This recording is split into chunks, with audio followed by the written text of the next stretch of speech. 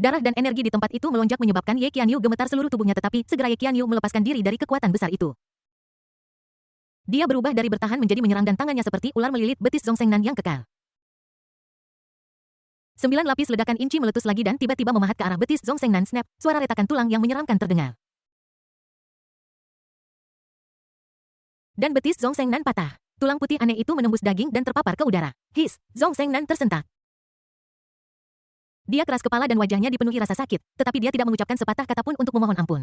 Enyahlah, Zhongzhengnan mengerahkan kekuatan dengan betisnya yang patah. Memaparkan semakin banyak tulang, dia menggunakan kekuatan untuk berguling di udara, dan kakinya yang lain menyapu pelipis Ye Qianyu, bertindak sembrono. Otot lengan Ye Qianyu menonjol lagi dan dia menghadapi cambukan kaki secara langsung dan meninju. Retak, suara tulang retak yang menyeramkan terdengar lagi. Dan kedua tulang kaki Zhongzhengnan patah. Ye Qianyu mengangkat kakinya dan menendang tubuh Zhongzhengnan hingga melayang di udara puluhan meter jauhnya. Snap, snap. Snap, tubuh kuat Zhongzhengnan merobohkan beberapa pohon besar berturut-turut dan akhirnya menempel di pohon besar, tergantung lama sebelum perlahan-lahan meluncur turun. Zhongzhengnan memuntahkan seteguk darah, napasnya menjadi semakin lemah, dan wajahnya menjadi pucat. Darah terus mengalir keluar dari tulang kakinya. Kamu terlalu muda untuk bertarung denganku. Ye Qianyu menatap penampilan Zhongzhengnan yang menyedihkan dan mendengus dengan acuh tak acuh. Zhongzhengnan tidak berkata apa-apa. Sambil mengerutkan kening, dan berkata dengan keras kepala, jika kamu ingin membunuhku, bunuh saja aku. Mengapa kamu berbicara omong kosong sebanyak ini? Aku tidak punya masalah dengan kemampuanmu. Ye Qianyu sedikit terkejut. Dia tidak menyangka bahwa wanita di depannya yang lebih berotot daripada seorang pria bisa begitu tangguh. Faktanya, selama perkelahian barusan, sebagian besar amarahnya telah hilang. Dia merasa lebih menyesal setelah memukuli Zhongzhengnan hingga keadaannya seperti sekarang. Awalnya hanya kesalahpahaman dan dia siap untuk meminta maaf, tetapi Zhongzhengnan sangat membuatnya kesal sehingga dia berakhir dalam situasi ini. Dia tidak berniat membunuh Zhongzhengnan, juga tidak berpikir untuk menindas yang lemah. Dia bahkan berencana mengeluarkan obat untuk membantu Zhongzhengnan menyembuhkan tulang-tulangnya yang patah. Namun, tepat ketika dia hendak berbicara, dia melihat sosok cepat di kejauhan bergegas menuju arah ini. Dalam sekejap mata, seorang pemuda tampan datang di depan Zhongzhengnan. Ketika Chu Yuan melihat penampilan Zhongzhengnan yang menyedihkan dan memalukan, dia merasa seolah-olah jantungnya sedang diiris oleh pisau. Dia buru-buru mengeluarkan pil kecantikan dari lengannya, memasukkannya ke dalam mulut Zhongzhengnan. Dan memintanya untuk menelannya. Dia menoleh dan melihat Ye Qianyu tidak jauh dari situ, matanya merah dan darah mengalir ke jantungnya. Zhongzhengnan pernah memberinya makan darah untuk menyelamatkannya. Aku tidak bisa membalas kebaikanmu yang besar ini. Dia tidak pernah menyangka bahwa hanya dalam waktu singkat menggunakan toilet, Zhongzhengnan benar-benar akan berlari sejauh itu, bahkan tulang kakinya dipatahkan oleh pria di depannya. Dia mengepalkan tinjunya, amarahnya meluap-luap, kemarahan di hatinya seperti gunung berapi yang akan meletus, yang mulia. Anak ini sangat kuat, sebanding dengan alam kaisar bela diri, dan tak terkalahkan. Zhongzhengnan meraih lengan Chu Yuan. Menggelengkan kepalanya sedikit dan matanya penuh ketidaksetujuan dengan kekuatan yang mulia putra mahkota, dia tidak cukup untuk bersaing dengan Ye Qianyu. Bahkan jika dia mati, dia tidak bisa hanya duduk di sana dan menyaksikan yang mulia putra mahkota terluka. Zhongzhengnan, kamu harus beristirahat dengan baik. Aku akan membalaskan dendammu. Chu Yuan menepuk punggung tangan Zhongzhengnan dengan lembut, matanya penuh kelembutan. Bahkan Zhongzhengnan pun tidak tahu bahwa dia tidak lagi berada di alam kaisar bela diri seperti sebelumnya. Sekarang setelah meminum eliksir tingkat bumi yang diberikan oleh gurunya, dia telah menembus ke alam tingkat bumi bintang biru tanpa terasa, sebanding dengan kaisar bela diri dunia mereka. Bahkan jika lawannya berada di tingkat kaisar bela diri, dia sama sekali tidak takut.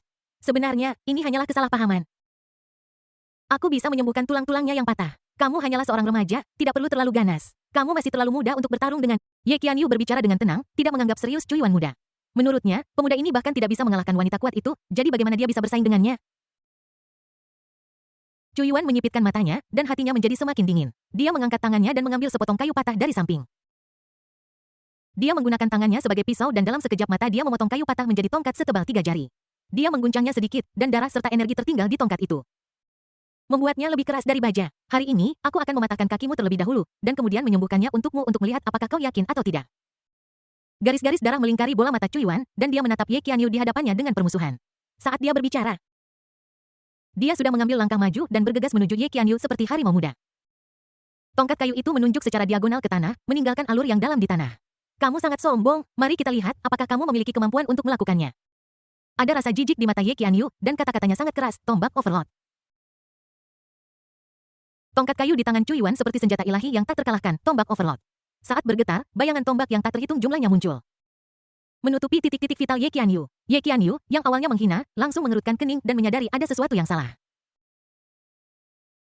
Pemuda di depannya sebenarnya cukup kuat seperti wanita tadi. Bab 1209 Pertempuran Keberuntungan. Dia mundur beberapa langkah, matanya serius.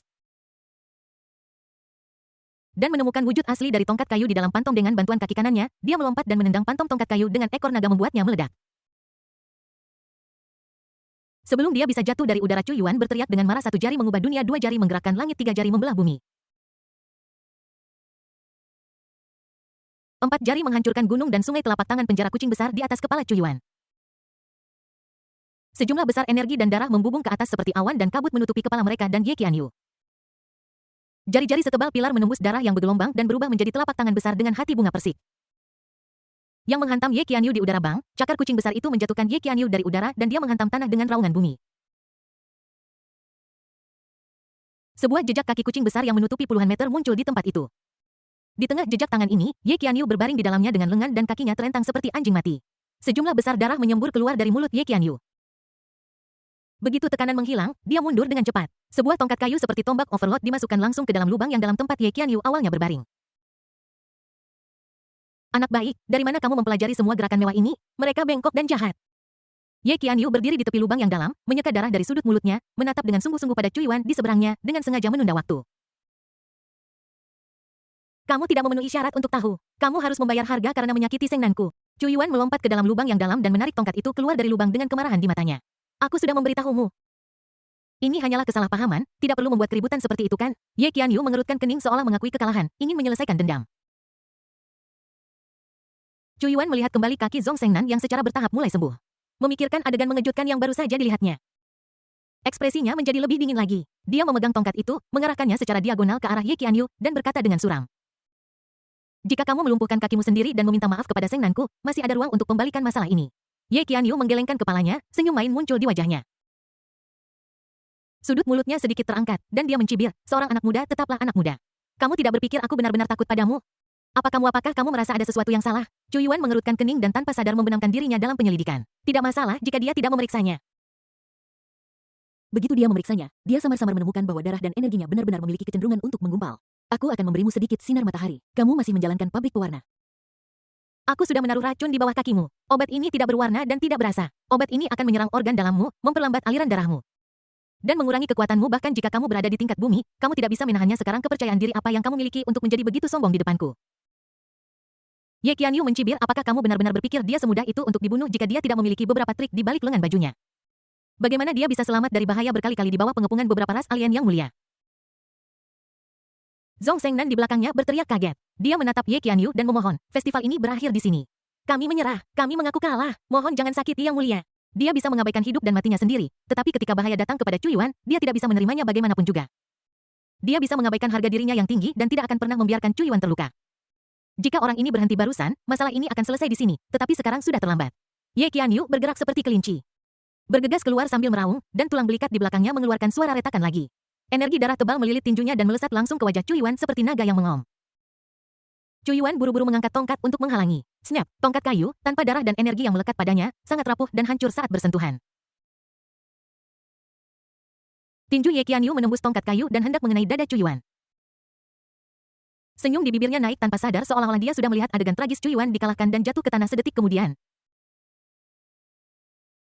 Dengan suara tumpul, tinju Ye Qianyu mengenai dada Chu Yuan tidak jatuh ke tanah, tetapi Ye Qianyu merasa seolah-olah tinjunya telah mengenai sepotong meteorit.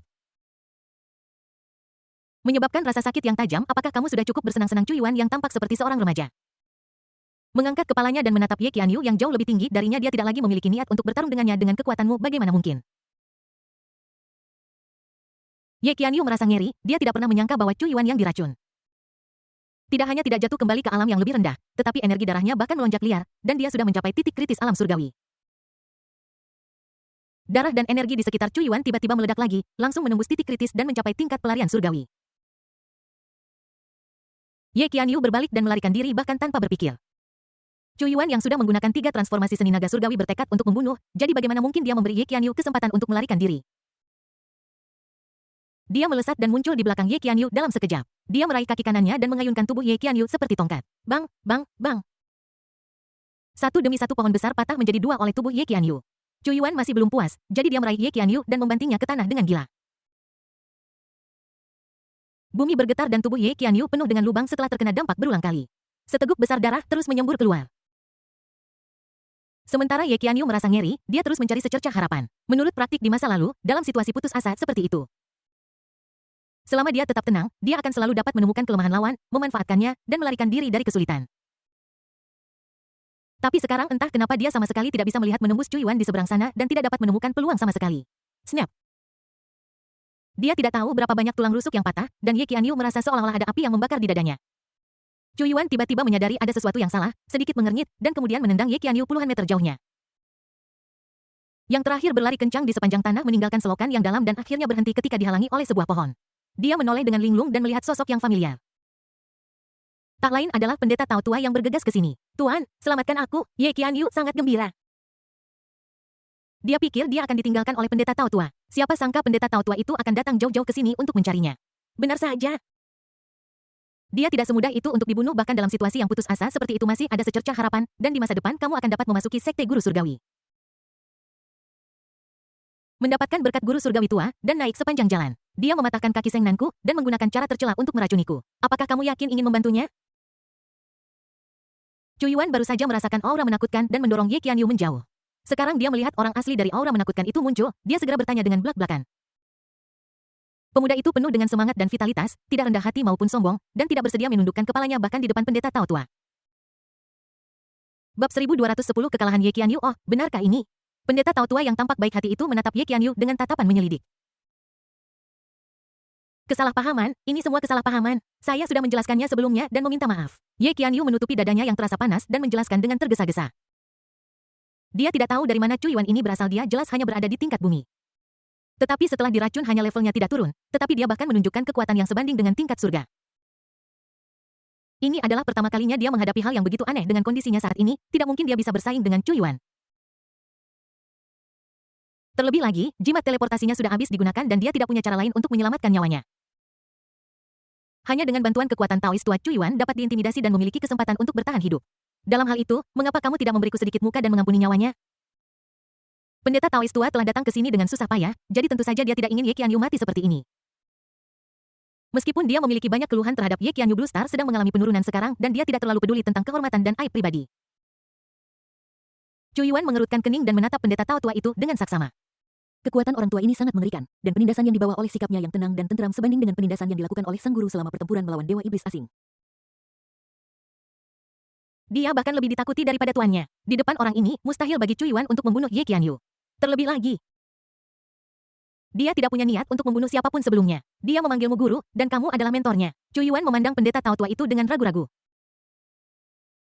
Pendeta Tao tua itu melirik Ye Qianyu dengan acuh tak acuh dan menggelengkan kepalanya dengan lembut. Aku belum melakukan upacara magang. Untunglah kita bukan guru dan murid. Cui Yuan merasa lega. Menatap pendeta Tao tua itu tanpa sikap menjilat maupun angkuh, dan berkata dengan tenang, karena tuan tua bertanya, tentu saja aku harus memberimu muka ini dan mengampuni nyawanya. Tetapi hukuman mati bisa dihindari, tetapi hukuman hidup tidak bisa dihindari. Dia mematahkan kaki Seng Nanku dan bahkan dengan lebih tak tahu malu menggunakan kabut racun untuk mencoba membuatku jatuh ke alam yang lebih rendah. Kamu harus membayar utangmu dan membayar pembunuhanmu dengan nyawamu. Jangan kau mengerti prinsip ini orang tua. Pendeta Tao tua meletakkan cambuk di tangannya di jubah taunya dan tersenyum lembut. Apa pendapatmu teman muda? Cui Yuan menatap Ye Qianyu dengan mata dingin, patahkan kakinya dan hancurkan kultivasinya. Guru surgawi tua, tolong selamatkan saya bersedia menjadi muridmu. Bahkan jika hanya menjadi murid sekte guru surgawi, saya bersedia melakukannya. Mata Ye Qianyu dipenuhi ketakutan. Pemuda ini memiliki hati yang kejam. Jika dia tidak mendapatkan perlindungan dari pendeta Tao tua itu, dia pasti akan dihancurkan olehnya. Kekuatannya diperoleh dengan susah payah. Jika dia tidak lagi memiliki kekuatan ini, kemampuan apa yang akan dia miliki untuk melawan Ye Lang lagi di masa depan? Selama dia bisa mempertahankan kekuatan ini, dia akan menanggung penghinaan di depannya bahkan jika itu berarti menangis. Temanku, lihat. Dia bersedia menerimaku sebagai tuannya dalam hal ini. Aku tidak bisa duduk diam dan melihatmu menghancurkan kultivasinya. Taois tua itu menghela nafas. Cui Yuan mengepalkan tinjunya, menggertakkan giginya, dan berkata dengan marah, anak ini kejam dan sombong, dan dia menyakiti orang di setiap kesempatan. Orang yang keras kepala seperti itu sepertinya tidak cocok dengan Taoisme, kan? Dengan tingkat kultivasi yang begitu mengerikan, pria tua itu bisa menerima murid jenis apapun, tetapi mengapa dia memilih orang yang begitu hina dan tak tahu malu? Pendeta Tao tua itu mengayunkan cambuknya sambil tersenyum, di matanya memandang Cui Yuan dengan ramah. Dan berkata sambil tersenyum, karena kamu sangat memuji kultivasiku, aku ingin tahu apakah kamu tertarik untuk menjadikanku sebagai gurumu jika kamu bersedia. Aku tidak akan ikut campur dalam masalah ini. Faktanya, dia sudah tiba di daerah ini sejak lama saat itu. Ye Qianyu sudah bertarung dengan Chu Yuan. Dia terkejut menemukan bahwa keberuntungan pemuda ini sebenarnya tidak lebih lemah dari Ye Qianyu. Bahkan lebih tebal, sungguh takdir yang mengerikan.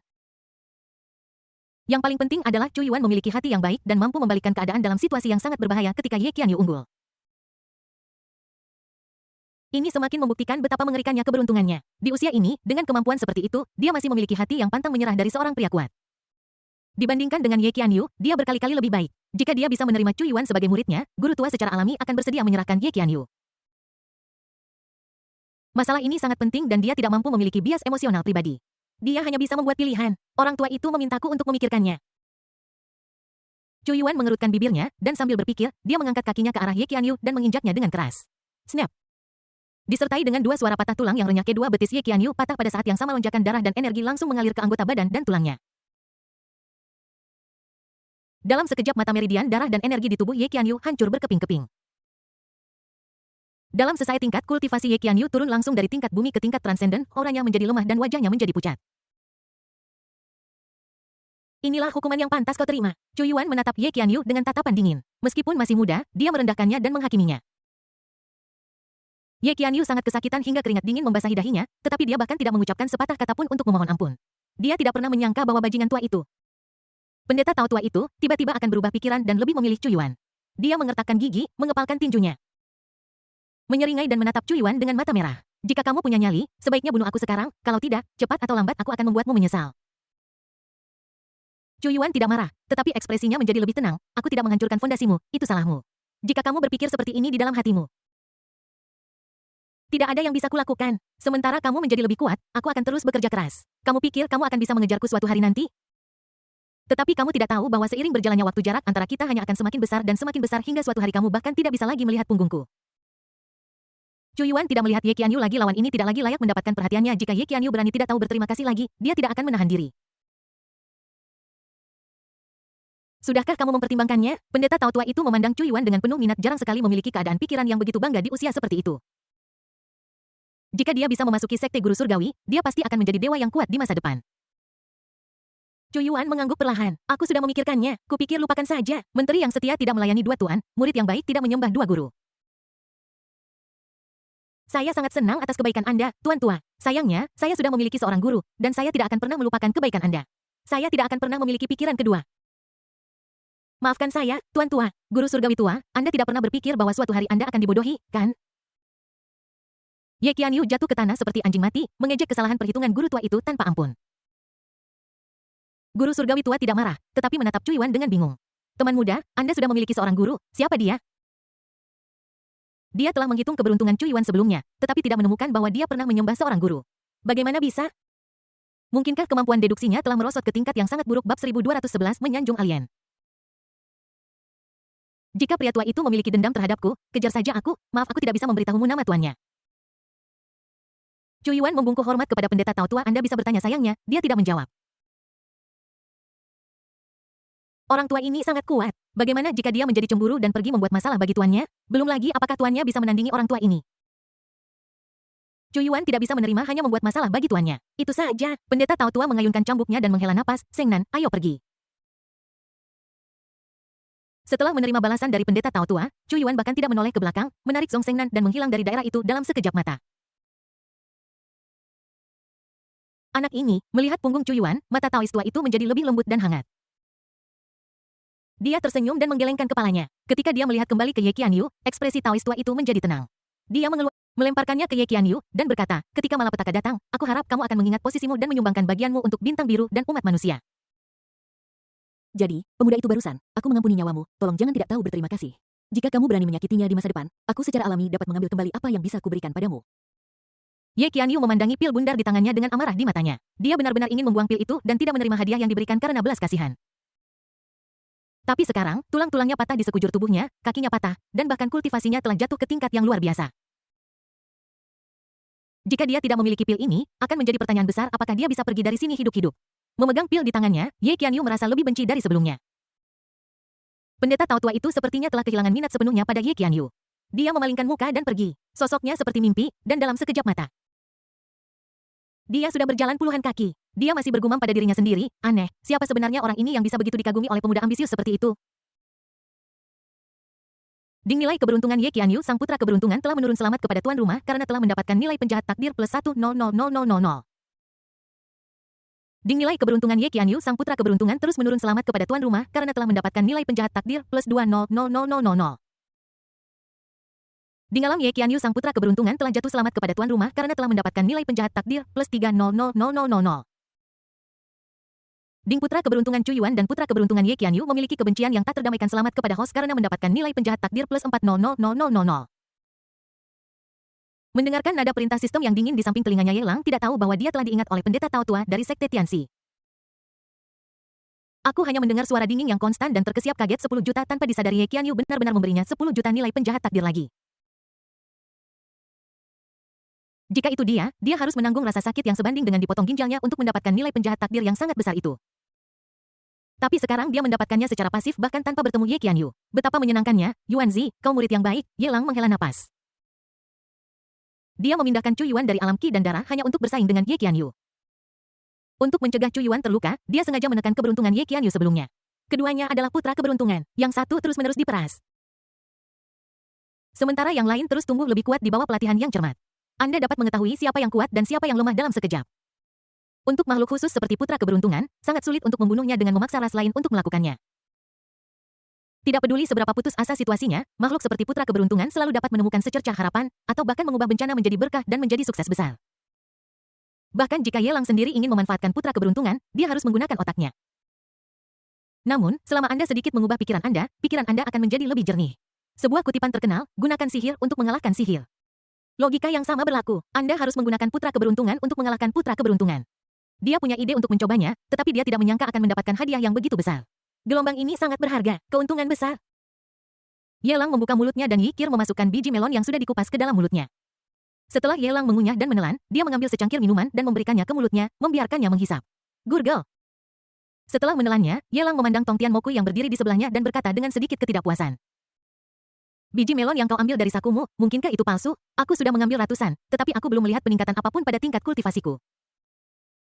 Bukankah sudah dikatakan bahwa biji melon dari suku Tongtian di Menkui dapat meningkatkan kebugaran fisik seseorang? Dia telah mengonsumsi ratusan pil, tetapi tidak ada tanda-tanda peningkatan dan kondisi fisiknya tidak membaik sama sekali.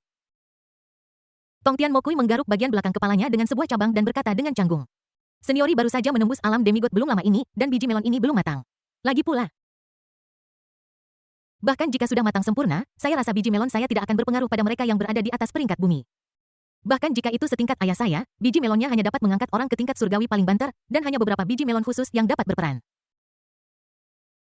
Sekarang dengan bantuan Ye Lang, Tongtian Mokui secara alami telah menembus alam demigod. Jika tidak, kata biji melon saja sudah cukup untuk membuatnya melawan Ye Lang. Bagi yang lain, itu adalah biji melon. Tetapi bagi klan Tongtian Mokui, itu adalah darah dan daging mereka yang paling murni. Meminta Ye Lang untuk memecahkan biji melonnya sama dengan meminta Huo Liehu untuk memotong daging pahanya sendiri untuk dimakan Ye Lang. Jika saja ia belum naik ke alam semi-dewa, beberapa ratus biji melon yang mengandung daging dan darah murni sudah cukup untuk memakannya.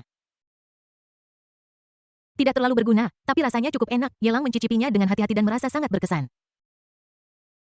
Biarkan Tongtian Mokui meminum 9 buah kenari terlebih dahulu. Melon biji memiliki aroma susu jika mereka makan lebih banyak garam, bukankah mereka bisa makan biji melon asin?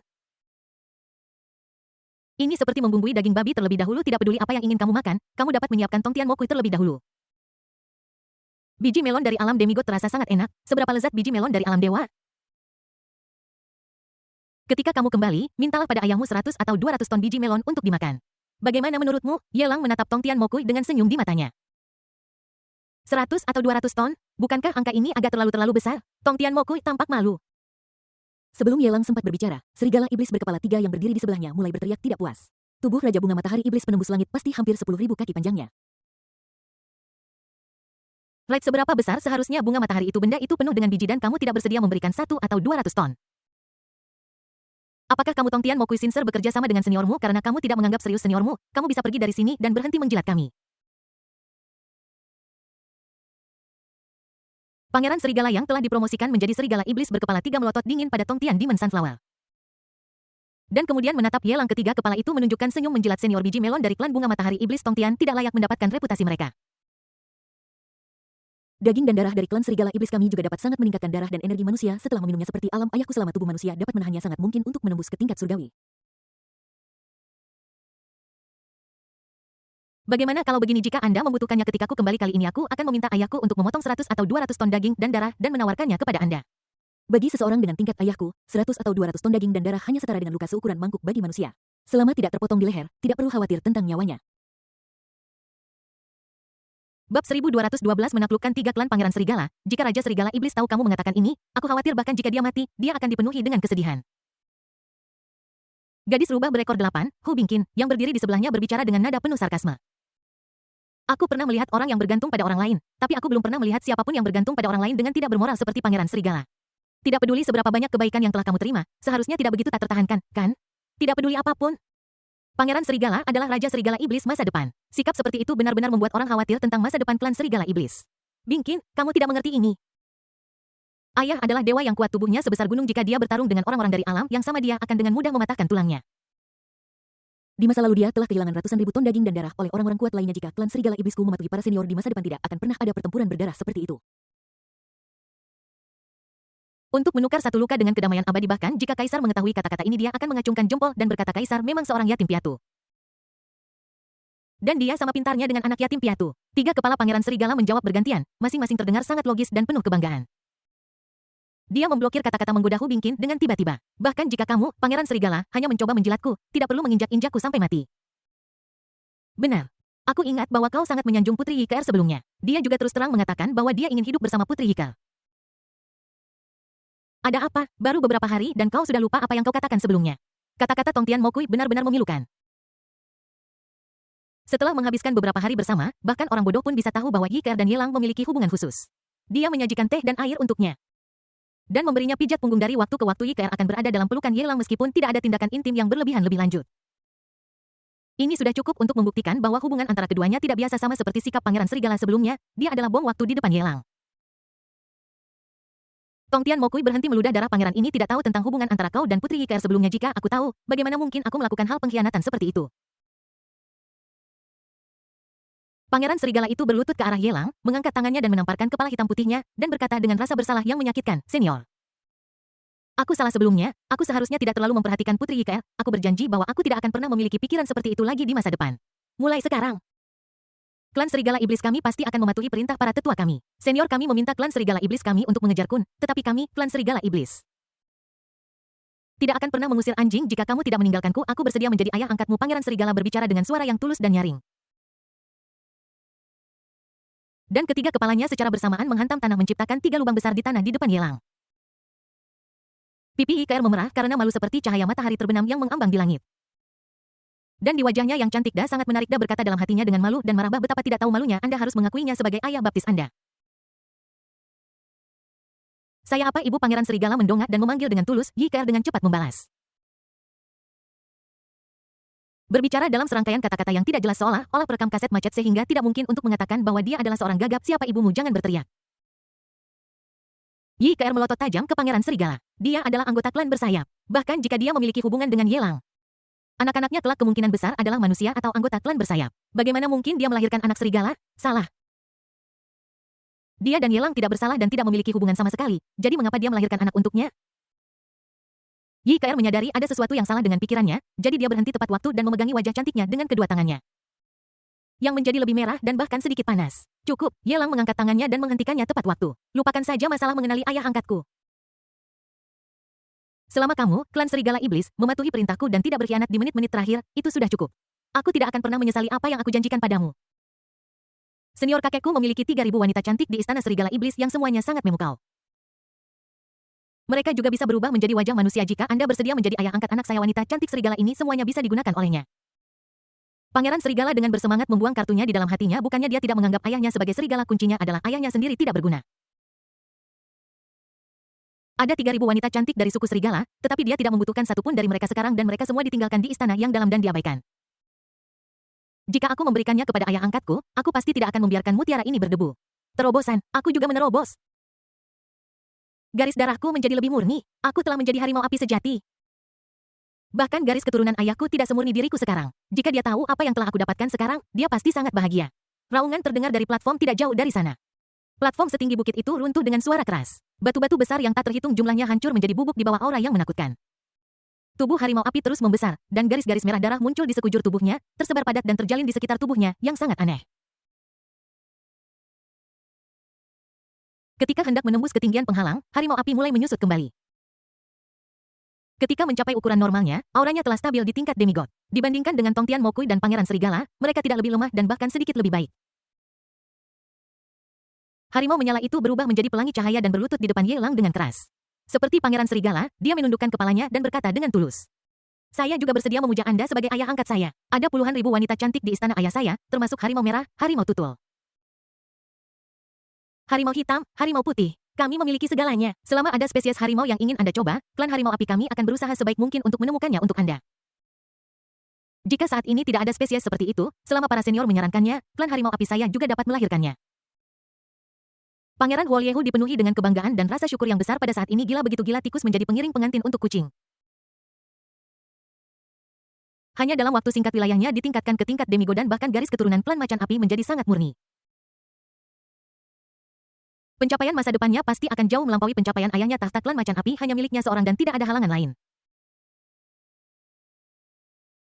Aku menghargai kebaikanmu, tetapi aku tidak pernah tertarik pada ras alien. Ye Lang melambaikan tangannya, sangat puas dengan kebaikan Huoliehu dan Pangeran Serigala. Begitu dia selesai berbicara, Huoliehu, Pangeran Serigala, Tong Tian Mokui, dan bahkan Hu Bingqin semua mengalihkan pandangan mereka ke arah Yi Ke'er. Yi Ke'er menundukkan kepalanya karena malu, menarik-narik sudut pakaiannya, dan bergumam pelan, aku juga tidak tertarik pada ras manusia. Bab 1213. Penawar alami untuk kegelapan. Cukup sudah, kue yang kulumis untukmu sudah terpenuhi, ada pun sisa kue. Itu tergantung pada apakah ras di belakangmu bersedia memakannya. Pergi dari sini. Sekarang Ye Lang mengangkat tangannya dan menyapu beberapa alien menjauh dari penghalang khusus ini. Setelah mengusir Pangeran Serigala dan 3 lainnya, dia menatap Hu Bingqin yang menolak untuk pergi dan mencibir main-main. Kenapa? Kau sudah mengikutiku begitu lama. Dan sekarang kita akan berpisah, tetapi kamu masih menolak untuk pergi. Apa yang ada di pikiranmu? Hu Bingqin menundukkan kepalanya. Mengepalkan tinjunya dan mengayunkan ekor rubah di belakangnya dengan lembut, dia mengangkat kepalanya, matanya yang menawan penuh dengan rasa malu. Setelah lama terdiam, dia perlahan berkata, Tuan Ye. Ada begitu banyak orang di sekitar tadi, sehingga sulit bagi saya untuk menyampaikan pikiran saya. Selama senior juga bisa mengangkat Bingqin ke alam semi-dewa, klan rubahku pasti bersedia membiarkan senior memerintahku. Meskipun Pangeran Serigala memiliki status yang sangat tinggi di klan Serigala Iblis. Aku, Hu Bingqin, adalah gadis rubah berekor 8 pertama yang muncul di klan rubah dalam 10.000 tahun. Bahkan Ibu Ratu harus memperlakukannya dengan hati-hati. Selama aku bersedia, klan rubah pasti tidak akan banyak keberatan. Bahkan jika ada keberatan dari suku rubah, Bingqin memiliki kemampuan untuk menghadapinya. Pangeran Serigala adalah pengecualian, tetapi setelah Tong Tian Mokui dan Huoliehu sama-sama mendapat manfaat, kecurigaan Hu Bingqin terhadap Ye Lang secara bertahap menghilang. Suku rubah pergi ke bintang biru untuk mencari peluang.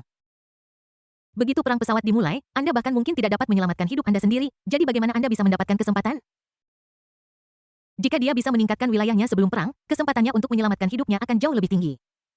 Siapa tahu, dia mungkin bisa memurnikan darahnya sendiri melalui Ye Lang dan mendapatkan keuntungan yang lebih besar.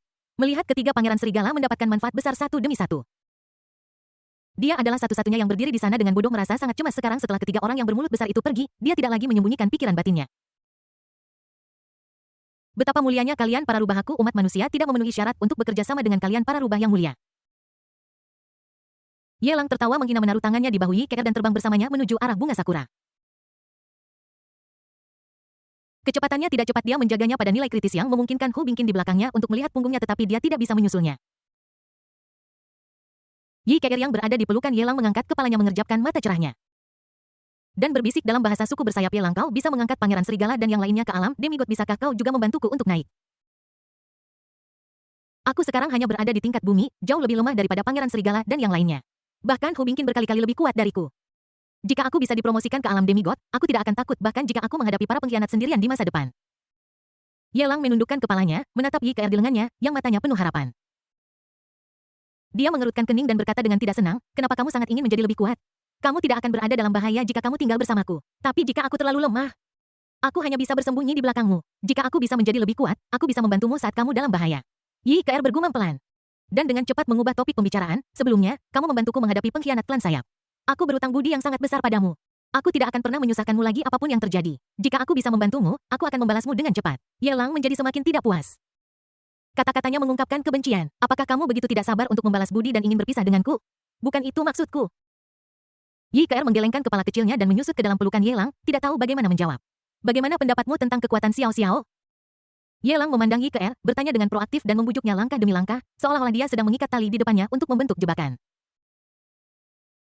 Yi Ke'er dengan manis dan naif menjulurkan kepalanya ke dalam jebakan. Nona muda ini sangat lemah. Apalagi dibandingkan dengan Pangeran Serigala dan yang lainnya, bahkan di depan saya, nona muda ini sama sekali tidak memiliki kekuatan untuk melawan. Ye Lang mengangguk dan menarik tali itu. Mengencangkan jerat dan menjebak sepenuhnya kepala Yi Ke'er. Lalu menurutmu, dengan kemampuanku, mengapa aku tidak membantu Xiao Xiao meningkatkan kekuatannya? Aku bisa membantu Pangeran Serigala dan ras alien lainnya untuk menembus alam demigod. Mungkinkah Lian Xiao Xiao tidak mau melepaskan kesempatan ini? Alis Yi Ke'er berangsur-angsur berkerut. Dia memegangi kepala kecilnya dengan kedua tangan. Aura bersemangat keluar dari tubuhnya, langsung menghancurkan jebakan yang dipasang Ye Lang di lehernya. Dia dengan menyakitkan membenturkan dahinya yang mulus ke lengan Ye Lang. Kau harus menumbuhkan otak. Sialan, apakah ini pembunuh alami legendaris? Meskipun Ye Lang menghadapi situasi seperti itu, dia tidak bisa menahan diri untuk bersumpah. Oke, berhenti membayangkan itu. Ye Lang menepuk bagian belakang kepala Yi Ke'er untuk menenangkan hatinya yang tersiksa. Dan harus berbicara dengan jujur dan hati-hati dalam situasi berbahaya ini. Semakin kuat Anda, semakin berbahaya musuh yang Anda hadapi. Saya tidak ingin menempatkan Xiao Xiao dalam situasi berbahaya seperti itu, jadi tentu saja saya tidak akan membiarkannya menembus ke tingkat yang lebih tinggi. Kalau tidak, bahkan jika saya membuka mulut untuk menghentikannya, Xiao Xiao akan tetap bergegas ke arah saya tanpa mempedulikan keselamatannya sendiri. Begitu pula, saya tidak ingin menempatkan Anda dalam bahaya. Di mata indah Yi Ke'er yang kebingungan, bintang-bintang terang berangsur-angsur bersinar. Aku mengerti, itulah alasannya. Tidak heran Ye Lang tidak mengatakan sepatah kata pun tentang membiarkannya meningkatkan wilayahnya. Ternyata dia tidak enggan membiarkannya mendapatkan kesempatan, tetapi hanya ingin melindungi wanita muda itu dan tidak ingin dia menghadapi musuh berbahaya. Melihat bahwa Yi Ke'er mendapatkan pemahaman dangkal tentang dirinya sendiri dan tidak lagi jatuh ke dalam dilema menumbuhkan otak, Ye Lang mempercepat dan menuju dengan cepat ke arah Sakura. Yi Ke'er memiliki raut wajah yang serius dan sungguh-sungguh, dan banyak pikiran di benaknya berangsur-angsur menjadi jelas. Yi Ke'er yang selalu dilindungi dengan baik oleh dewa ayah dari klan bersayap. Ibarat seorang gadis perawan yang dipenjara di taman terpencil. Dia tidak dapat berkomunikasi dengan dunia luar selama bertahun-tahun dan merasa sangat tertekan dan kesepian. Tiba-tiba pada saat ini, Ye Lang mengetuk jendela dari luar hingga terdengar suara dong-dong. Yi Ke'er berlari keluar dan melihat, tetapi tidak ada siapapun di sana. Bukannya merasa kehilangan, dia malah bersandar di jendela dan memanggil dengan cemas, "Siapa? Siapa yang mengetuk jendela? Jangan takut. Aku tidak akan menyalahkanmu, bisakah kamu keluar dan membiarkanku melihatmu?" Yi Ke'er, yang hatinya penuh kerinduan, menatap wajah tegas Ye Lang, dengan riak-riak di mata indahnya. Dia sangat naif sehingga dia tidak akan pernah berpikir bahwa itu bukan karena Ye Lang enggan melepaskan kesempatan itu ataupun karena dia ingin terlalu melindungi Su Xiao Xiao dan dirinya. Itu hanya karena informasi yang dia dapatkan tidak menyebutkan kesempatan apapun untuk Su Xiao Xiao dan dirinya. Kesempatan yang diperoleh Pangeran Serigala dan anak buahnya pada awalnya adalah milik mereka, tetapi dia hanya mengambilnya terlebih dahulu. Dia tidak tahu di mana peluang lainnya berada, bagaimana dia bisa menemukannya.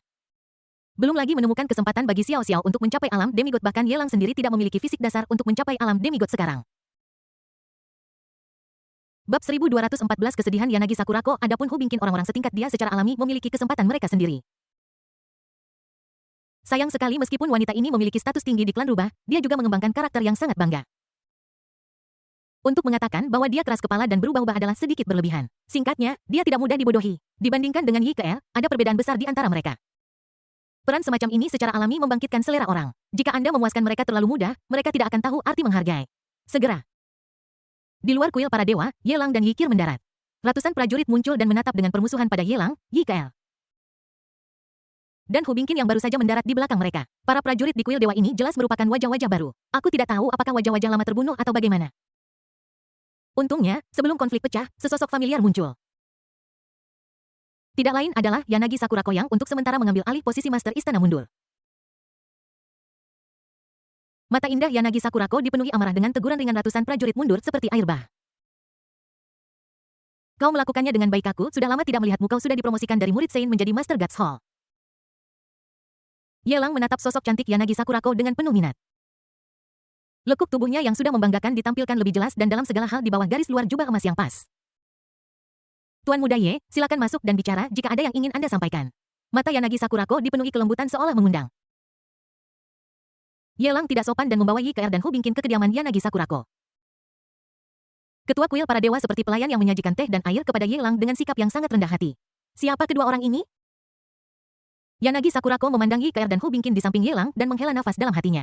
Ye Sao memang masih sama seperti dulu. Kemanapun dia pergi, dia selalu dikelilingi oleh wanita cantik dengan kecantikannya, sulit untuk menemukan lawan bahkan di seluruh Sakura. Tapi tidak ada seorang pun yang muncul di sebelah Ye Sao yang lebih rendah darinya yang benar-benar membuat orang merasa tidak berdaya suku Wing dan suku Fox. Ye Lang tidak menyembunyikan apapun dan menjelaskan dengan lembut bahwa Yi Keer dan Hu Bingqin berinisiatif untuk mengungkapkan karakteristik ras mereka. 8 ekor rubah dan sayap seperti sayap malaikat terbentang bersama-sama mata alien Yanagi Sakurako penuh kegembiraan dan kemudian ada panas yang membara. Dia menatap Ye Lang dan bertanya dengan cemas, Tuan Muda Ye juga memiliki hubungan dekat dengan ras alien, kurasa begitu. Ye Lang menyesap tehnya. Menikmati rasa manis setelahnya dan mengangguk dengan tenang, Liu Muingzi mengambil inisiatif untuk membuatkan secangkir teh untuk Yi Keer dan Hu Bingqin dan menyelipkan sehelai rambut hitam di belakang telinganya. Dan berkata dengan penuh harap, aku ingin tahu apakah Tuan Muda Ye bisa berbicara dengan alien dan meminta mereka untuk tidak menyerang Sakura kita. Selama Tuan Ye bisa menyelamatkan nyawa rakyat Sakura kita, God Hall kami bersedia membayar berapapun harganya. Bahkan aku, Hall Master, bisa diperintah oleh Tuan Ye dan menjadi budak atau pelayannya dengan biaya berapapun. Temple of Gods bangkit dari bunga Sakura. Dan pasokan tenaga kerjanya yang tak terbatas dipilih dari kalangan rakyat jelata bunga Sakura. Inilah fondasi kuil para dewa. Jika bunga Sakura dihancurkan, bahkan jika seseorang di kuil dewa berhasil melarikan diri secara kebetulan, mereka tidak akan dapat melarikan diri dari takdir kehancuran. Sebagai penguasa kuil dewa saat ini adalah tugas dan kewajibannya. Selama dia bisa menyelamatkan Sakura, dia bersedia membayar berapapun harganya. Apa yang kamu katakan, bahkan jika aku tidak melindungi Sakura Do, kamu pikir kamu bisa melawan jika aku ingin melakukan sesuatu padamu? Atau, apakah kamu akan melawan? Bibir Ye Lang sedikit melengkung, dengan tatapan main-main di matanya. Meskipun Yanagi Sakurako adalah penguasa kuil dewa dan memiliki posisi kekuasaan yang tinggi di Sakura, dia bahkan tidak takut pada Ratu Sakura, Kana Ishihara. Tapi lalu kenapa? Anda mungkin mulia di depan orang lain, tapi gelombang apa yang bisa Anda buat di depannya? Tuan Ye, saya tahu bahwa saya berstatus rendah dan tidak berhak membuat Anda memutuskan untuk membantu saya. Tapi hanya itu yang saya minta, berapapun biayanya. Mata Yanagi Sakurako penuh dengan ketidakberdayaan. Dia menundukkan kepalanya memohon dan hendak berlutut. Ye Lang perlahan mengangkat tangannya. Dan angin bertiup, mengangkat Yanagi Sakurako kembali. Yanagi Sakurako berkata dengan harapan di matanya, Tuan Ye, apakah Anda bersedia membantu? Ye Lang perlahan menggelengkan kepalanya dan membantah tanpa ragu, tidak peduli seberapa banyak Anda memohon, itu tidak akan menggoyahkan keadaan pikiran saya saat ini. Karena Anda sudah tahu bahwa bencana ini akan datang, Anda seharusnya tahu betapa mengerikannya malapetaka ini. Bukan hanya Anda. Sakura bahkan negara naga pun sudah tidak mampu mengurus dirinya sendiri. Saya hanya bisa berdiri dari sudut pandang saya sendiri dan mempertimbangkan negara saya sendiri. Adapun bunga Sakura tidak ada yang bisa saya lakukan, meskipun sejarah planet biru berbeda dari sejarah bumi tempat dia tinggal. Tetapi beberapa hal terukir di hati dan tidak akan pernah bisa diselesaikan. Terlebih lagi, ketika malapetaka melanda, jika dia mengabdikan sebagian kekuatannya untuk melindungi warga Sakura, sejumlah warga kerajaan naga yang sesuai akan menderita bencana yang tak terduga. Tidak perlu ragu sama sekali, keputusan sudah dibuat. Aku datang ke sini hanya untuk memberitahumu bahwa jatuhnya Sakura tidak bisa dihindari, dan perlawanan istana dewamu hanyalah setetes air di lautan. Tentu saja Sakura tidak akan hancur total jika kau tahu lebih tepatnya. Mati dalam proses perlawanan maka warisan Aula Dewa akan berakhir. Mata Ye Lang tenang tanpa jejak emosi. Persahabatannya dengan Yanagi Sakurako mendorongnya untuk memberikan beberapa saran jika mereka tidak tahu bagaimana hidup atau mati, mereka akan terus melawan. Tidak ada yang bisa kita lakukan tentang itu. Dia tidak akan benar-benar menculik Yanagi Sakurako, dia menyelamatkannya dari bencana. Adapun orang lain di kuil dewa. Kecuali Harusei Kazuhisa, Dark Loli, dan Momokino Yui lainnya, dia tidak mengenal siapapun dari mereka. Hidup atau mati, apa hubungannya dengan dia? Sayang sekali, jika guru ada di sini, saya akan memiliki seseorang untuk membahas ini sekarang. Yanagi Sakurako menundukkan kepalanya, matanya dipenuhi kesedihan. Bukannya dia merasa dendam, dia sudah berusaha sekuat tenaga untuk memohon. Dan meskipun hasilnya sesuai dengan harapannya, dia tetap merasa sedikit terguncang di dalam hatinya. Bagaimana dengan Ishihara Kana? Bagaimana kamu akan menghadapinya?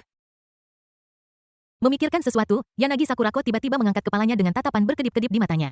Dia tidak tahu mengapa dia mengajukan pertanyaan ini saat ini. Namun rasa ingin tahu di hatiku seperti kucing yang menggaruk rasa gatalku dan aku tidak tahan. Ye Lang mengetuk meja dengan jari-jarinya secara teratur dan berkata dengan acuh tak acuh, aku akan membawanya pergi, apakah dia bersedia atau tidak? Aku mengerti.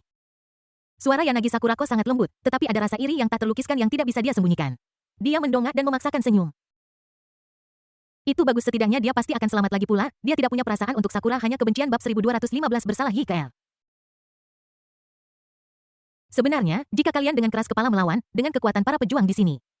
Apalagi melawan seluruh pesawat, bahkan jika itu hanya aku akan cukup untuk menghancurkanmu sepenuhnya. Belum lagi. Pada saat itu mungkin tidak hanya ada satu pesawat yang akan turun ke daerah ini. Kekuatan orang-orang kalian sangat lemah sehingga menyedihkan. Bahkan jika kami memiliki senjata termal.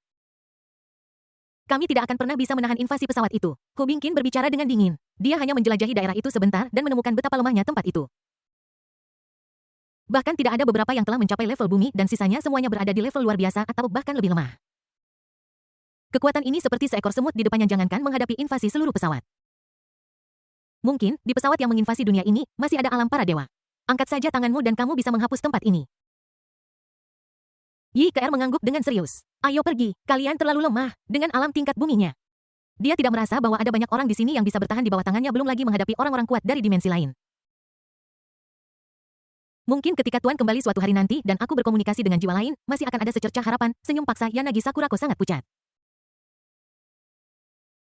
Harry Chun Seng, apakah dia tidak pernah kembali? Yelang sedikit mengernyit bingung. Dia sudah tahu sebelumnya bahwa Loli Kegelapan telah melarikan diri dari kuil dewa, tetapi mengingat kekuatannya saat itu, dia sama sekali tidak memiliki saingan, jadi tidak ada risiko bahkan jika dia pergi. Terlebih lagi, Loli Kegelapan akan tertidur cepat atau lambat. Begitu jiwa Harry Chun Seng dihidupkan kembali, bagaimana mungkin dia tidak kembali ke kuil para dewa? Dia pernah kembali, tetapi segera pergi lagi. Karena jiwa yang lain menjadi semakin kuat dari hari ke hari, guru menjadi lebih pasif dan semakin jarang bangun. Setelah kembali terakhir kali, guru menyerahkan posisi master istana kepadaku. Sejak pergi saat itu, guru tidak pernah kembali, dan dengan lingkup pengaruh istana dewa saat ini, tidak mungkin untuk melacak jiwa yang lain. Bahkan sampai sekarang, kami bahkan belum memiliki kesempatan untuk melakukan dialog yang setara dengan jiwa itu. Jika Tuan tidak mampu mengendalikan niat membunuh dari jiwa yang lain, seluruh aula dewa sudah lama dihancurkan olehnya. Ketika dia mengatakan ini, Yanagi Sakurako merasa bahwa dia agak konyol.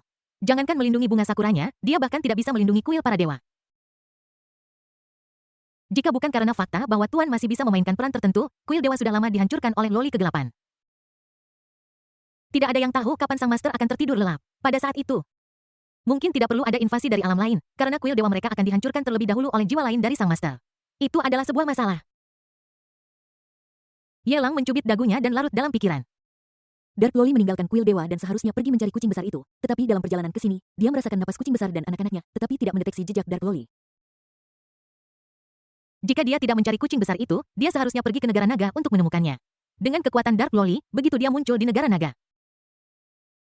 dia akan diperhatikan. Dia sudah membuat pengaturan sebelumnya, tetapi tidak mendapatkan apapun. Dia tidak bersama kucing besar itu. Dia juga tidak pergi ke kerajaan naga lalu kemana Dark Loli pergi tuan-tuan tiba-tiba terdengar teriakan jelas di luar kuil para dewa. Yanagi Sakurako dengan cepat menjelaskan Tuan Ye. Ini adalah seorang pemuda yang mengaku sebagai muridmu. Dia bilang dia diperkenalkan oleh pengawalmu Junsi dan datang ke sini untuk bermain. Saya melihat dia sepertinya tidak berpura-pura. Jadi saya mengatur seseorang untuk membawanya jalan-jalan. Dia mungkin merasakan kehadiranmu dan bergegas kembali. Yelang mengangguk dan melambaikan tangannya, dan pintu kediaman kepala istana terbuka. Chu Yuan masuk dan seperti anak kecil merangkak ke pelukan Yelang. Meskipun Chu Yuan telah mencapai level bumi dan kekuatannya terus bertambah, dia bagaimanapun juga hanyalah seorang anak kecil yang belum dewasa. Di dalam hati Chu Yuan, Yelang bukan hanya seorang guru tetapi lebih seperti seorang ayah, membuatnya merasakan cinta kebapaan yang tak tertandingi. Ini adalah surga yang hangat di mana dia bisa menurunkan semua kewaspadaannya dan bergantung pada oke, jadi banyak orang yang menonton. Yelang mengusap kepala Chu Yuan dan menggelengkan kepalanya dengan senyum masam. Aku tidak tahu kenapa, tapi di depan Chu Yuan, dia selalu merasa tidak memenuhi syarat. Dia tidak terlihat seperti penjahat yang memenuhi syarat. Adapun putra keberuntungan ini, sejak pertama kali aku bertemu dengannya, aku memiliki keinginan yang kuat untuk membunuhnya. Seiring aku mengenalnya lebih baik, aku menjadi semakin enggan untuk membunuhnya. Bahkan, jangankan membunuhnya, dia akan berusaha sebaik mungkin untuk membiarkannya mendapatkan hal-hal baik. Tentu saja. Ketika mengajari murid, seorang guru selalu harus menyimpan sesuatu untuk berjaga-jaga, hanya untuk melindungi diri sendiri, tetapi jumlah perlindungan dirinya terlalu berlebihan. Guru, aku merindukanmu, dan Ibu Osobeno merindukanmu, tetapi urusan Chu Agung sangat berat. Dan kerajaan manusia di sekitarnya semua telah menyerah kepada Chu Agung sekarang, Ibu telah menjadi rekan penguasa seluruh kerajaan manusia, dan bahkan seluruh alam ki dan darah. Jika dia tidak punya waktu untuk melarikan diri dia pasti sudah datang ke bintang biru dan melemparkan dirinya ke pelukanmu. Chu Yuan melepaskan diri dari pelukan Yelang berdiri di depannya dengan hormat dan mengungkapkan pikirannya pada saat yang sama. Dia juga sangat memperhatikan etiket dan membungkuk kepada Yi Ke dan Hu Bingqin satu persatu. Halo, dua istri tuan. Aku bukan istri tuanmu. Hu Bingqin menjelaskan dengan sangat tenang tanpa bantahan yang bersemangat. Ketika Hu Bingqin melihat Chu Yuan dan memikirkan apa yang dia katakan, dia mulai bergumam dalam hatinya. Yelang meremehkan semua selir Raja Serigala Iblis dan Harimau Betina Raja Harimau Api. Namun klan rubah mereka berbeda, bahkan mereka yang telah mencapai tingkat kedewaan dapat menahan pesona klan rubah. Jika Yelang adalah istri yang baik, ibunya akan dapat membantu. Jika Yelang bersama ibunya, bukankah dia akan bisa menjadi orangnya Ye Sao seperti pemuda di depannya? Pada saat itu apakah dia masih perlu meminta kesempatan? Selama ibunya membisikkan beberapa kata di telinga Yelang itu akan cukup dua.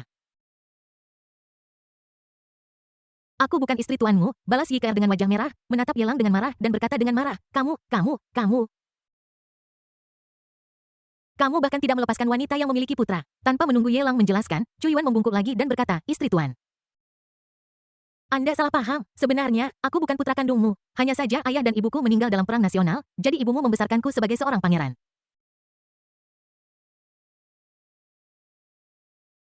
Ye Keer mengangkat alisnya dan keterkejutan di matanya dengan cepat berubah menjadi rasa bersalah. Dia menatap Chu Yuan, memikirkan bagaimana dia kehilangan kasih sayang orang tuanya di usia yang begitu muda. Tapi dia barusan tidak tahu benar dari salah dan mulai menuduh orang lain yang menyakiti hati muda Chu Yuan. Aku benar-benar Ye Keer ingin menamparkan dirinya sendiri karena kesakitan. Bab 1216 Zhong Sengnan ingin kembali ke tubuh putrinya, ketidaktahuan bukanlah kejahatan. Yelang memegang pergelangan tangan Ye Keer yang halus dan berbisik dengan suara menghibur. Kemudian dia melihat Zhong Sengnan yang mengikuti di belakang Chu Yuan dengan punggung bulat dan otot dada yang kuat, dan mengerutkan kening dan berkata, apakah kamu terluka? Saat dia berbicara, dia mengeluarkan obat berharga yang dipenuhi dengan qi dan darah dari ruang sistem dan melemparkannya. Zhong Sengnan mengambilnya dan membungkuk hormat kepada Yelang. Terima kasih Guru Taifu.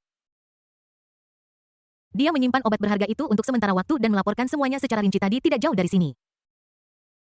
Saya bertemu dengan seorang warga negara naga yang sangat kejam. Saya berkelahi dengannya dan kedua kaki saya patah. Saya sangat berterima kasih Yang Mulia Putra Mahkota datang ke sini. Kalau tidak, jika Yang Mulia Putra Mahkota bertindak, saya pasti sudah digulingkan oleh orang itu. Chu Yuan mengepalkan tinjunya, kekesalan terlihat di matanya. Orang itu sangat kejam, dia jelas-jelas salah, tetapi dia tidak mau mengakuinya, dan dia ingin menggunakan kekerasan untuk memaksa kami menundukkan kepala. Untungnya, Guru, Anda mengajari saya keterampilan ilahi, jika tidak, saya pasti sudah jatuh ke dalam perangkapnya. Jika bukan karena 3 putaran naga surgawi Arte tidak akan bisa lolos dari kabut beracun yang menyebabkan qi dan darahnya menggumpal. Bagaimana situasi orang itu sekarang? Yelang secara alami tahu siapa yang Chu Yuan bicarakan. Dia jelas melakukan kesalahan, tetapi dia menyangkalnya mentah-mentah. Ketika tinjunya tidak cukup besar, dia bisa menahannya. Ketika tinjunya cukup besar, dia menjadi kebenaran. Siapa lagi kalau bukan Ye Qianyu, sang putra keberuntungan. Memiliki kepribadian standar ganda seperti itu dibandingkan dengan Ye Qianyu, Chu Yuan pemuda yang penuh inspirasi tampak tidak pada tempatnya. Aku melumpuhkan kakinya dan merusak dan hanya meskipun ada seorang lelaki tua yang sangat kuat dan mungkin dapat menyembuhkannya, aku yakin bahwa aku tidak akan pernah dilampaui olehnya di masa depan. Aku akan bekerja keras untuk meninggalkannya di belakang dan suatu hari, dia tidak akan bisa lagi melihat punggungku. Mata Chu Yuan penuh dengan tekad. Dan kata-katanya tegas dan kuat. Yelang mengetukkan jari-jarinya di atas meja dan berkata dengan suara sedikit terkejut, ada orang tua lagi, ini di luar dugaannya. Ye Qianyu mungkin tidak memiliki seorang guru, dia mendapatkan keuntungan ini secara kebetulan dan sepenuhnya bergantung pada penjelajahannya sendiri untuk menerobos ke alam tingkat bumi. Dari mana orang tua ini berasal? Guru Taifu orang tua itu sangat kuat dan identitas aslinya sulit untuk diketahui. Menurut apa yang dikatakan Ye Qianyu, dia tampaknya adalah seorang pendeta Tao tua dari negara naga. Zhong Sengnan mengikuti di belakang dan menjelaskan dengan keras, his. Setelah mendengar ini, Hu Bingqin dan Ye Keer tidak bisa menahan diri untuk tersentak. Guru surgawi tua, orang bernama Ye Qianyu itu sebenarnya dilindungi oleh seorang guru surgawi tua? Mata indah Hu Bingqin penuh dengan keterkejutan. Kau tahu, di seluruh negara naga, orang yang paling ditakuti oleh ras asing ini adalah pendeta Tao tua itu. Tidak berlebihan untuk mengatakan bahwa dia adalah pemimpin bintang biru. Bagaimana bisa Ye Qianyu ditinggalkan karena dia memiliki perlindungan dari pendeta Tao tua? Hu Bingqin memandang Zhong Sengnan dan Chu Yuan dengan bingung. Pendeta Tao tua itu sepertinya ingin menjadikan Ye Qianyu sebagai muridnya. Saya tidak tahu apa yang terjadi, sepertinya ada kesalahpahaman antara keduanya. Setelah bertemu Yang Mulia Putra Mahkota, pendeta Tao tua itu ingin menyerah pada Ye Qianyu dan menjadikan Yang Mulia Putra Mahkota sebagai muridnya sebagai gantinya. Memanfaatkan kesempatan ini Yang Mulia Putra Mahkota mematahkan kedua kakinya dan menghancurkan Danhai. Zhong Sengnan khawatir tutor agung akan salah paham, jadi dia dengan cepat menjelaskan untuk Chu Yuan. Tapi ini semua adalah taktik mengulur-ulur waktu oleh Yang Mulia Putra Mahkota. Guru surgawi tua berulang kali ingin menerima Yang Mulia Putra Mahkota sebagai muridnya, tetapi ditolak setiap saat. Aku mengerti, Yelang menjawab dengan acuh tak acuh, tetapi matanya menjadi kabur. Berbicara secara logis, tidak ada hubungan guru murid antara pendeta Tao tua dan Ye Qianyu. Tetapi sekarang tiba-tiba muncul banyak hal yang telah menyimpang jauh dari jalur aslinya. Terlebih lagi, Ye Qianyu menderita kerugian besar di tangan Chu Yuan dan ditinggalkan oleh pendeta Tao tua. Diperkirakan keberuntungannya telah menurun drastis. Melihat invasi pesawat akan segera dimulai, mengingat situasi saat ini, tidaklah tepat untuk membiarkannya melayang-layang secara acak. Aku tidak tahu hal tak terduga apa yang akan dilakukan Ye Qianyu, bagaimana jika dia benar-benar berbalik melawan kita? Dalam hal ini, akan sulit baginya untuk menghapusnya. Setelah ragu sejenak, Yelang sudah membuat keputusan di dalam hatinya. Dia melambaikan tangannya perlahan dan berkata, kalian keluar dulu. Chu Yuan membungkuk dengan hormat dan kemudian melangkah keluar. Zhong Zhengnan, di sisi lain, berdiri tegak dan lurus. Memperhatikan Yelang ragu-ragu sejenak sebelum perlahan berkata, Guru Taifu, saya punya permintaan bantuan untuk Anda tapi tidak apa-apa.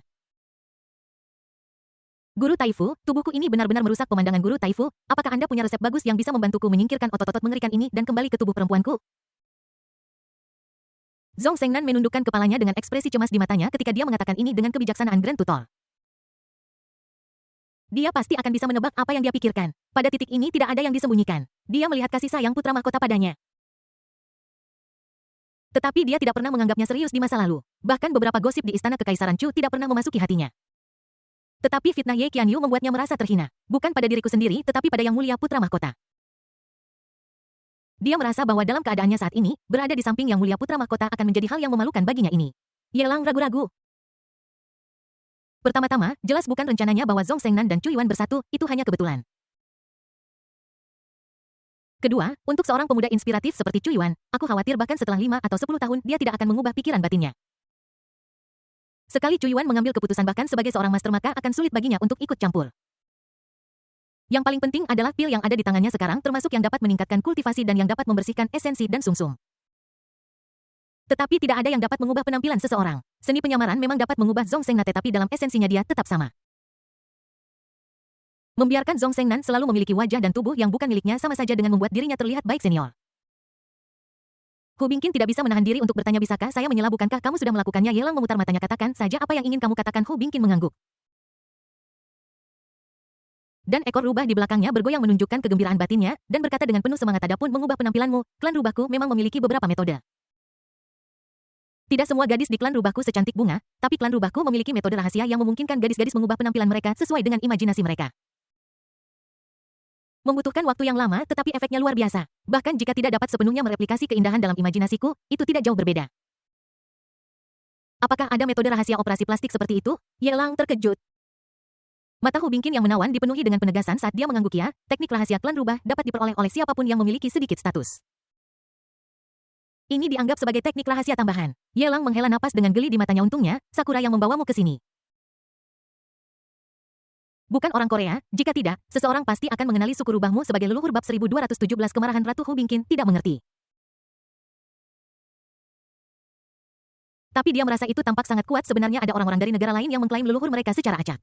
Sungguh konyol. Dia murah hati dan menyerahkan buklet kepada Zhong Zhengnan. Menyarankan gunakan energi dan darah manusia Anda untuk bersirkulasi sesuai dengan titik-titik akupuntur dalam metode rahasia ini. Dalam jangka panjang Anda akan melihat perubahan nyata dalam waktu kurang dari setengah bulan. Paling lama dalam setahun, penampilanmu akan berubah sepenuhnya. Saya melihat bahwa kamu memiliki fondasi yang baik. Tetapi tubuhmu terlalu kaku. Jika kamu hanya mengubah tubuhmu, waktunya mungkin akan dipersingkat lebih jauh. Zhong Zhengnan mengangguk berat. Dan alih-alih melihat Hu Bingqin, dia melihat Yelang dan berkata dengan sungguh-sungguh, terima kasih, Guru Taifu. Dia tahu itu dengan sangat baik. Jika bukan karena Grand Tutor, dia tidak akan bisa mendapatkan metode rahasia ini. Setelah dia pergi, Yelang menatap Hu Bingqin sambil terkekeh. Apakah klan rubah masih mulia? Hu Bingqin menggelengkan kepalanya dengan wajah serius. Kamu tidak sebaik aku. Tuan, tidak peduli dari ras mana Anda berasal, hanya kekuatan yang dihormati. Kekuatan Anda tak tertandingi bahkan oleh klan rubah saya. Bisakah Anda melakukan seperti yang saya katakan? Hu Bingqin berpikir sejenak dan dengan cepat memberikan jawaban, atas perintah Anda, senior. Awalnya dia berpikir bahwa Yelang mirip dengan pendeta Tao Tua, dan bahkan curiga dalam hatinya bahwa Yelang ini mungkin adalah pendeta Tao Tua yang menyamar. Namun, menilai dari ucapan Chu Yuan barusan, spekulasi ini tidak lagi valid. Terlebih lagi, pemuda bernama Chu Yuan ini tidak ingin menjadi murid guru tua itu, tetapi malah menjadi murid Yelang seperti biasa. Bisa dibayangkan betapa menakutkannya Yelang. Bahkan sulit untuk dikatakan, pendeta Tao Tua pun mungkin tidak bisa mengalahkannya. Jika suku rubah mereka tidak patuh dan menjadi musuh manusia, dia tidak tahu apa yang akan terjadi di dimensi lain. Tapi Yelang pasti akan menargetkan klan rubah mereka. Seorang pendeta Tao Tua saja sudah menjadi sesuatu yang diwaspadai oleh klan rubah dan sekarang ada juga Yelang. Bagi mereka klan rubah, apalagi kesempatan bahkan apakah mereka bisa lolos dari bintang biru tanpa cedera adalah masalah besar. Kamu seorang gadis rubah berekor 8 jarang bagi suku rubah tapi untuk bintang biru. Itu tidak terlalu mengejutkan, entah itu negara naga atau Sakurai Niada. Gadis rubah berekor 9, gadis rubah berekor 9. Mata menawan Hu Bingqin menjadi panas dan napasnya menjadi berat. Dia menatap Yelang dengan antusias, suara gemetar es senior. Bisakah kamu membiarkanku menjadi gadis rubah berekor 9? Kamu tahu klan rubah mereka sudah bertahun-tahun tidak melihat kelahiran gadis rubah berekor 9. Jika dia bisa menjadi satu-satunya gadis rubah ekor 9 di klan rubah, apalagi membujuk Ibu Suri untuk berdiri di pihak bintang biru. Bahkan jika dia mengangkat tangannya dan menamparkan wajah Ibu Suri dengan keras, Ibu Suri akan tetap memujinya atas pertarungan yang bagus dan kuat. Itu tergantung pada keberuntungan pribadi Anda, saya tidak bisa menjamin apakah Anda bisa mendapatkannya atau tidak. Aku hanya ingin tahu apakah kamu punya hak untuk berbicara di suku rubah dan membuat mereka melayaniku. Ye Lang menatap Hu Bingqin dengan minat. Harus kuakui bahwa gadis rubah berekor 8 ini benar-benar memukau baik dari segi sosok maupun penampilan. Namun mungkin karena rasnya, tidak peduli bagaimana kau memandangnya, Hu Bingqin memiliki aura pesona. Seluruh klan rubah cocok untuk menjadi nyonya dan kekasih, itu hanya bakat mereka. Aku akan melakukan yang terbaik dan tidak akan pernah kurang setia dari Pangeran Serigala. Hu Bingqin menundukkan kepalanya, memberikan jaminan yang antusias. Dia mengangkat matanya yang menawan dan menatap Ye Lang, dan berkata dengan suara menawan, selama senior bersedia memberiku kesempatan, itu akan menjadi bantuan besar bagi klan rubahku. Jika senior memiliki instruksi, klan rubahku pasti tidak akan menolak. Bahkan ratu klan rubahku dapat diperintah oleh senior, baik itu untuk pergi ke medan perang atau ke kamar pribadi. Apakah kamu gila? Apakah kalian semua kepalanya terjebak di portal pesawat ketika datang ke Blue Star? Pangeran Serigala ingin memberiku ibunya, dan Flame Tiger ingin memberiku harimau betina ayahnya. Kamu sangat baik, kamu tidak mengirim ibu-ibu itu, tetapi mengirim ibumu kepadaku secara langsung. Ye Lang melihat wajah bersemangat Hu Bingqin dan memutar matanya. Dia menoleh untuk melihat Yi Keer dan bertanya Keer di matamu apakah aku terlihat seperti pria muda kaya dan tampan yang tergila-gila pada kecantikan. Yi Keer menggelengkan kepalanya dengan kuat. Kak Xiao, saya sudah memberitahu Anda tuan saya tidak akan pernah menyentuh wanita Anda masih sedikit mengerti saya. Ye Lang mengangguk puas. Yi Keer kemudian mengirimkan pesan meskipun Ibu Suri dari suku rubah adalah wanita ada banyak harimau betina dan serigala betina di istana kerajaan dan halaman belakang suku harimau api dan serigala iblis yang belum pernah disukai oleh kaisar. Mereka semua setara dengan gadis perawan manusia, apakah ini benar atau salah? Ye Lang menoleh dengan cepat matanya penuh kejutan. Aku memperhatikan ada kilatan di mata Hu Bingqin, dan aku bertanya-tanya apa yang terjadi di benaknya. Ye Lang mengepalkan tinjunya dan meletakkannya di mulutnya. Batuk beberapa kali untuk menutupi rasa malunya, lalu menatap Hu Bingqin dan berkata dengan dingin, jangan bicarakan hal-hal yang berantakan ini lain kali, aku muak mendengarnya. Bingqin tahu Hu Bingqin mengangguk berat dan tidak berani berbicara omong kosong lagi. Ye Lang kemudian menatap Yanagi Sakurako dan dengan lembut menginstruksikan bahwa suku rubah ini untuk mengunjungi kuil Tamamonomae di Sakura Anda, saya akan mengikuti perintah Tuan Ye. Yanagi Sakurako mengangguk dan pergi bersama Hu Bingqin. Sebelum berjalan keluar ruangan, Hu Bingqin berbalik dan menatap Yi Keer. Ada rasa kasihan di mata satu sama lain. Yi Keer yang malang mengikuti seniornya berkeliling sambil memukuli bahu dan punggungnya.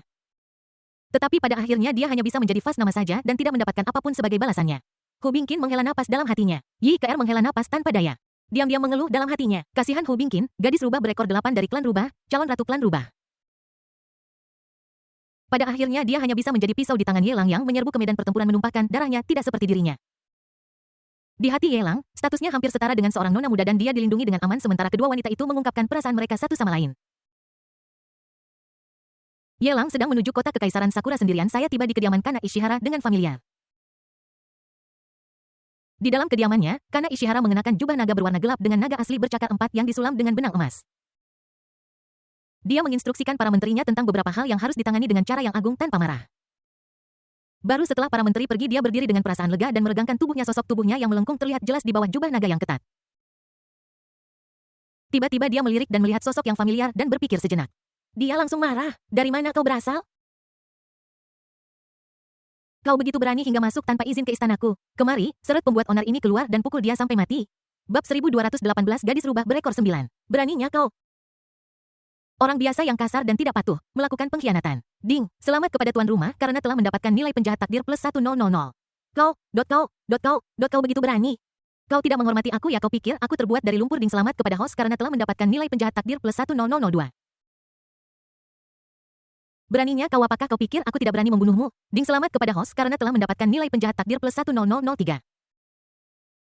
Ding, selamat kepada host karena telah memicu amplifikasi keterampilan. Selamat kepada host karena telah mendapatkan nilai penjahat takdir plus 1500.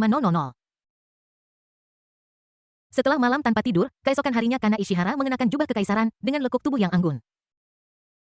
Dia berdiri di belakang Ye Lang, membungkuk ke depan dan memijat punggungnya. Matanya lembut dan penuh kelembutan serta kasih sayang, karena sudah lama tidak bertemu satu sama lain. Kana Ishihara sangat merindukannya, jadi dia berpikir untuk menggunakan metode itu sebagai bentuk paksaan yang terselubung. Untungnya, panennya berhasil. Kana Ishihara merasa sangat puas. Bagaimana bisa kamu menemukan begitu banyak wilayah luar biasa di tempat sekecil Sakura seperti ini? Ye Lang melihat daftar yang diserahkan Kana Ishihara kepadanya dengan mata terkejut. Ada puluhan ribu orang di sini. dan sebagian besar dari mereka berada di wilayah luar biasa. Kamu tahu, bahkan jika dojo pedang patah dan kuil dewa digabungkan, jumlahnya tidak akan lebih dari ini. Dan Ishihara Kana hanyalah seorang manusia biasa, namun dia harus bergantung pada kuil dewa untuk dapat mencari sejumlah besar orang kuat dalam waktu sesingkat itu. Seperti yang bisa Anda bayangkan, ini luar biasa. Faktanya, ini tidak sesulit yang Anda kira. Meskipun Sakura tidak besar, bertahun-tahun yang lalu. Bukan hanya dua kekuatan balai dewa dan dojo pedang patah yang mendominasi. Ada juga banyak warisan yang mulai menurun di tengah krisis demi krisis. Namun, warisan ini tidak membuat mereka putus asa.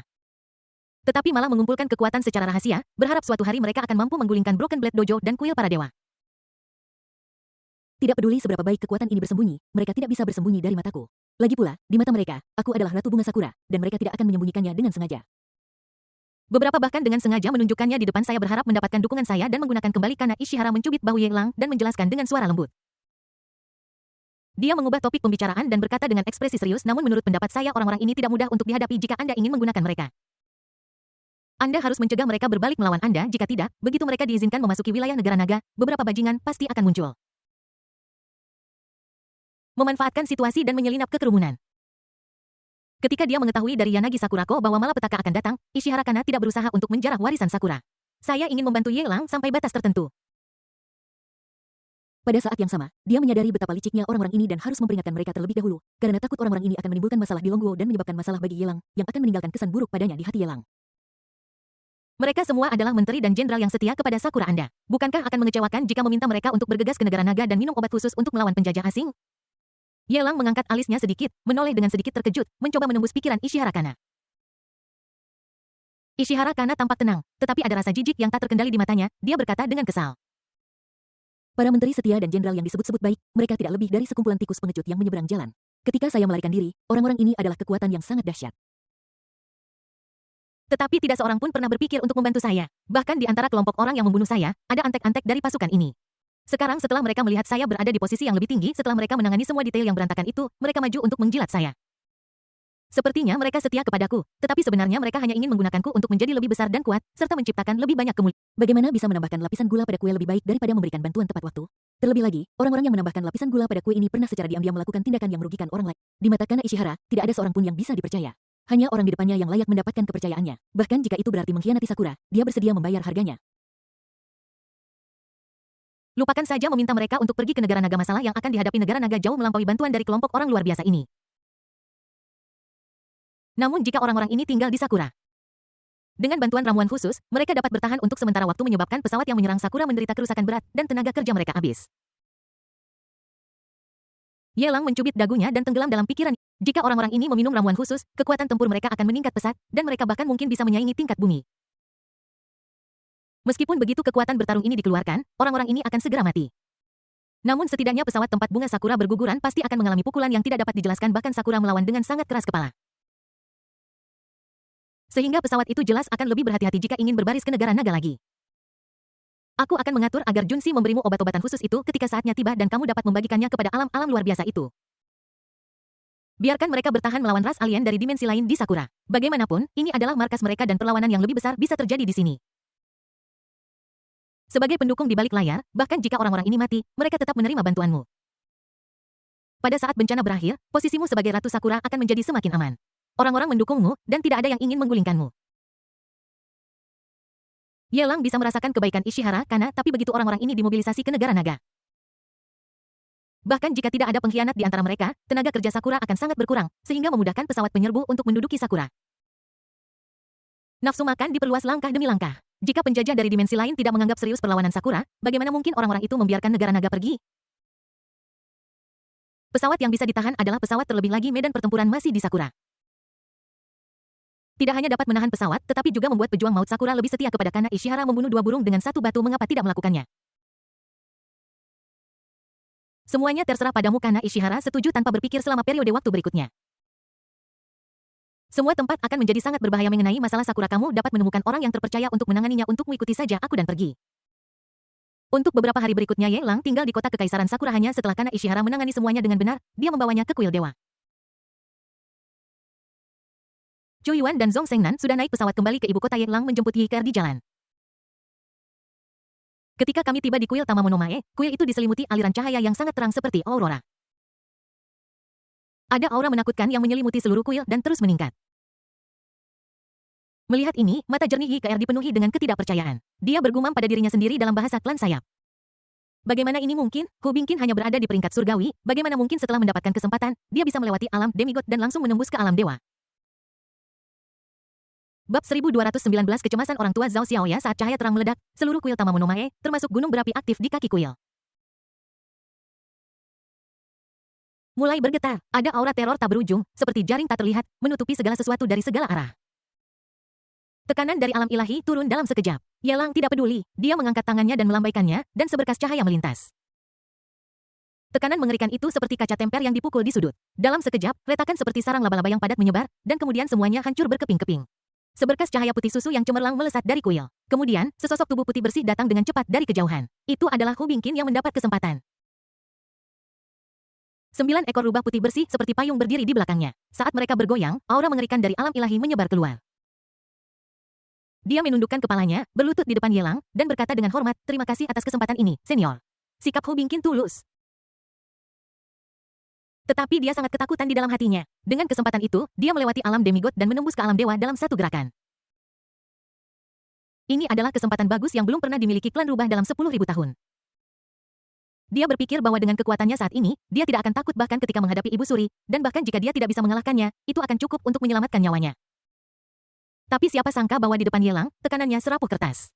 Dia bahkan tidak memiliki kesempatan untuk melawan dan dikalahkan. Untungnya, dia berhasil menerobos sebelum kalau tidak, tamparan Yelang mungkin akan menyebabkan dia jatuh kembali ke alam yang lebih rendah.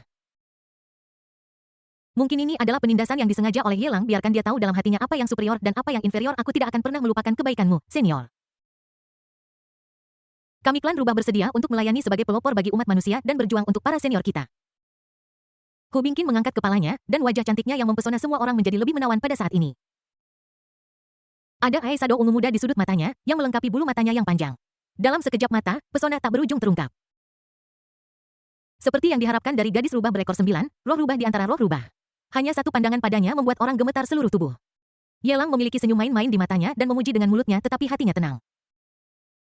Dia bahkan merasa bahwa si rubah betina tidak ada yang istimewa dan tidak bisa menggoyahkan hati bijaknya.